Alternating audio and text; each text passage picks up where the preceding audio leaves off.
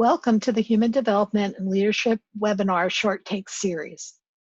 This clip is one of 4 short takes from an October 2016 webinar on leading through generational conflict.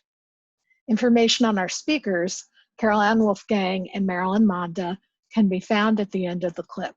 Just pause on the slides to read their bios and contact information. Take a minute to give us some feedback by commenting on the HD&L myasq.org community page. We want to know what you think. So now we have a lot of generational issues that we have to deal with, and some of these are based on some stereotypes about the generation. So let's go through some of these and see what the current research has to say about them.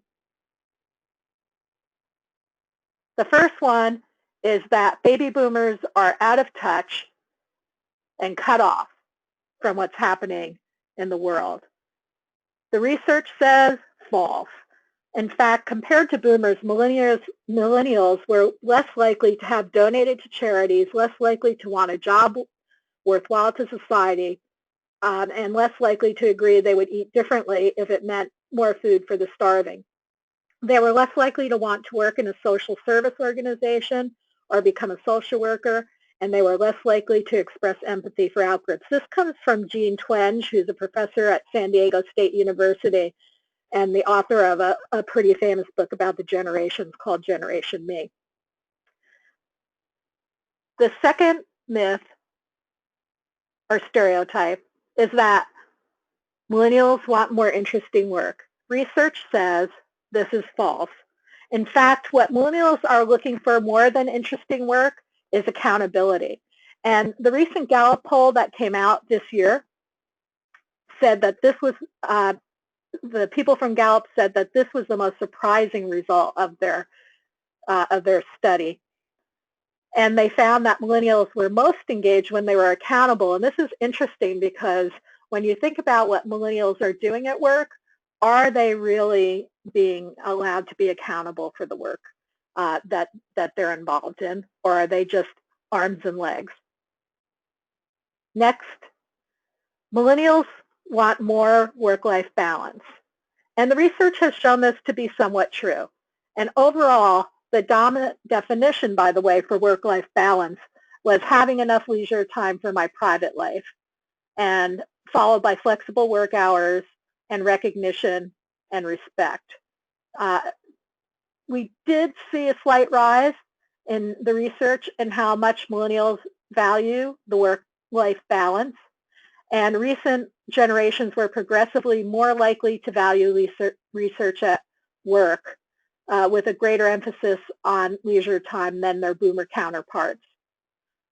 Almost twice as many young people rated having a job with more than 2 weeks of vacation as very important, and almost twice as many wanted a job in which they could work slowly. In 2006, nearly half wanted a job which leaves a lot of time for other fun things in your life. The next stereotype, millennials want more purpose at work. And this was found to be true in the research. Purpose and development drive millennials much more than entitlements like ping pong and lattes and free food, which is good news. Gallup has found little or no differences across generations, though, in what attracts job seekers to a prospective workplace. Specifically, 62% of millennials said interesting work is important, whereas 60% of boomers said it was important. So while that might be a statistical difference, 62 versus 60%, it's not really a practical one. And I think you'll see this trend a lot in the research where there are differences claimed based on statistical differences, and they're looking at such large populations that actually what happens is any small, very small difference is found to be statistical. And you have to ask yourself, is 62 versus 60% really a difference that you would want to base your assumptions on? The next one is that Gen Xers are more ambitious. Research has shown this to be false. And in fact, They're really, all the generations are really similar. A recent study conducted by IBM found millennials are not that different from their older colleagues. For example, about the same percent of millennials, 25%, want to make a positive impact as Gen Xers, 21%, and baby boomers, 23%. So 25, 21, and 23%. Again, statistically different, but I would argue not a practical difference. Millennials are less positive at work. Research have shown this to be false. This was one I heard a lot. I hear a lot of anecdotal evidence on from my friends and colleagues. However, when the Hay Group studied over 5 million employees worldwide, they found that millennials are indeed less positive at work, statistically speaking, but between the generations, less than a 5% difference in those levels. So again, a statistical but not practical difference. And this is something I think that we have to be really careful about. The next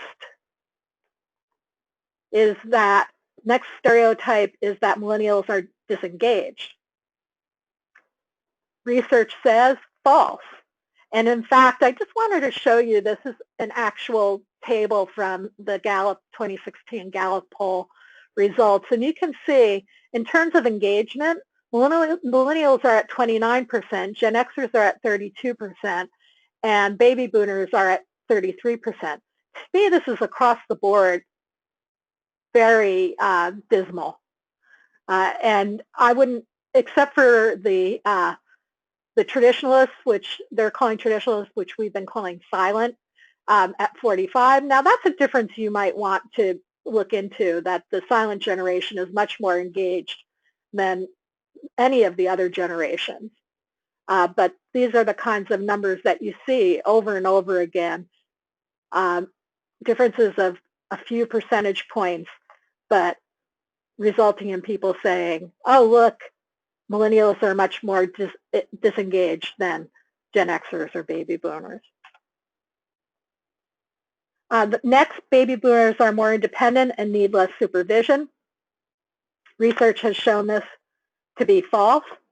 And what they show is really that all employees need coaching. However, they want it in different ways. So the Gen Xers and the boomers want peer coaching and mentoring, whereas millennials want more frequent touch-based feedback. So they would like to hear from you often, but in very quick ways. And they're more interested, millennials are, in hearing about how to play to their strengths as opposed to how to develop their weakness or their development opportunities.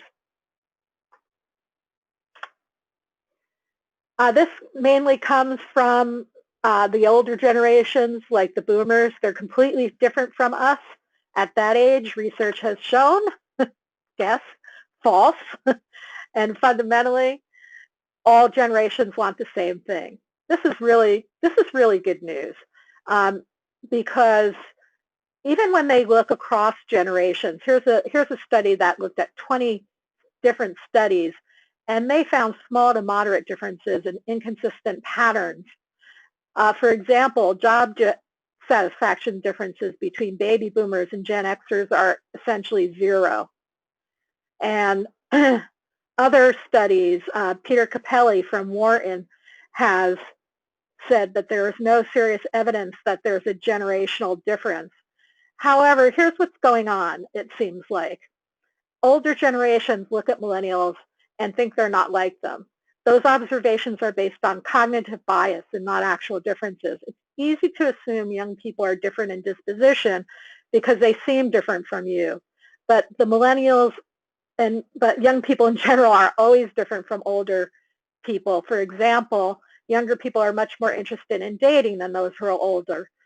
They don't have obligations in the same way that the older generations do. And what it really comes down to is that people want to be intrinsically motivated. They want autonomy. They want to be able to improve their skills, which is mastery, and they want a job that gives them some purpose I like this graph because it shows how, on these different dimensions, how close the generations really are. The blue, I don't know if you can read this, but the blue is baby boomers, the green is Gen Xers, and the orange is millennials. And you can see while there are some things where there is somewhat of a spread, on many of these, the generations are pretty close together.